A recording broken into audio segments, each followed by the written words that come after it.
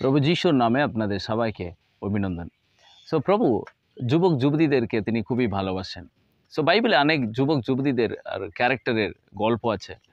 তার মধ্যে নতুন নিয়মে তিমোথি বলে একজন যুবক ছেলে, সাধু পৌল তাকে একটা বড় মণ্ডলীর দায়িত্ব দিয়ে থাকেন। তার সম্পর্ক পৌল কিন্তু অনেক বিষয় তিনি বলেছেন। অল্প বয়সেও একটা বড় দায়িত্ব নিয়ে থাকার একজন ব্যক্তি তিমোথিও।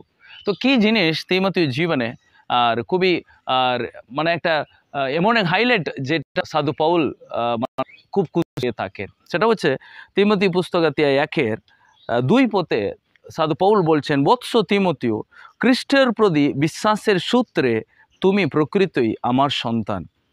এখানে লেখা আছে কারণ আর প্রভু যীশু খ্রিস্টের প্রতি তোমার বিশ্বাসটা হচ্ছে আসল। তার মানে তিমোথি হচ্ছেন একটা ভালো ঈশ্বরের বিশ্বাস্ত ছেলে।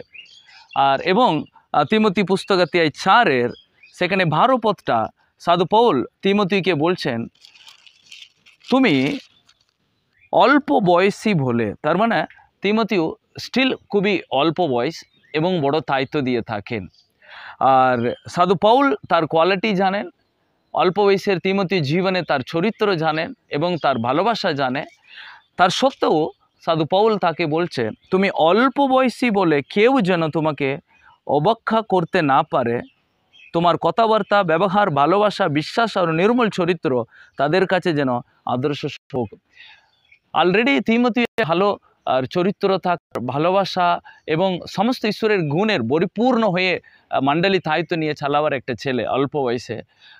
তার সত্ত্বেও সাধু পৌল বলছেন, আমি জানি তোমার লাইফে সব ঠিক আছে, তবু তুমি বয়সের কারণে তোমার জীবনে যেন ঠিকঠাক তুমি যেন চলতে পারো, কারণ প্রভু তোমাকে একটা বড় দায়িত্ব দিয়ে রেখেছে।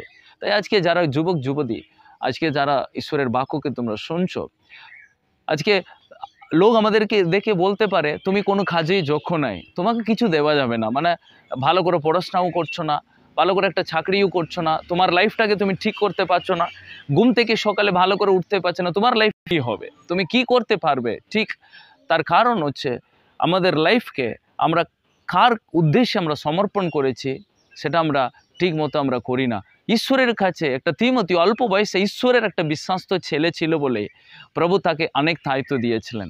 সে দায়িত্বটা একটা একটা বয়স্ক মানুষ সাধু পৌলের মতো চালাবার যোগ্য, কিন্তু সেই দায়িত্বটা সাধু মানে একটা ছোট্ট ছেলেকে সাধু পৌল দিয়েছেন। মানে সে কতটাই অল্প বয়সে ঈশ্বরের দায়িত্ব নেওয়ার মতো সন্তান ছিল, বিশ্বাস্ত ছেলে। তো আজকে প্রিয় যারা যুবক যুবতী, তোমাদের লাইফে প্রভু অনেক কিছু আশা করছে, অনেক কিছু তিনি দায়িত্ব দিয়ে দেওয়ার তার ইচ্ছা।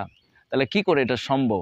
অবশ্যই প্রভুর কাছে নিজের জীবনটাকে আমরা সমর্পণ করি। প্রভু আমি যেন তোমার বিশ্বাস্ত ছেলে হতে, আমি তোমার বিশ্বাস্ত সন্তান হতে পারি, আমি যেন সর্বদাই প্রভু তুমি যেটা আশা করবে সেটা যেন আমি পূর্ণ করতে পারি। তো আজকে এটা প্রার্থনা করি, এটা প্রার্থনা করো সবাই, প্রভু আমার লাইফে তোমার উদ্দেশ্যটা যেন পূর্ণ হোক, সে বিশ্বাস্ত ছেলে আর মেয়ে হয়ে যেন সর্বদাই থাকতে পারি। তাহলে যা কিছু আজকে তোমার লাইফে বাধা আসবে সেটা তুমি অতিক্রম করতে পারবে। প্রভু তোমার সহায় হবে, কারণ এখানে লেখা আছে তিমোথিও এমন একটা আর যুবক ছেলে ছিল, সো তার কথা সবাই শুনতো এবং তার দ্বারা মণ্ডলী খুব সুন্দরভাবে গড়ে তোলা হয়েছে। সো তাই আমাদের দ্বারাই সেটা প্রভু সম্ভব করবে। এ বাক্য দিয়ে প্রভু সবাইকে আশীর্বাদ করুন। God bless you.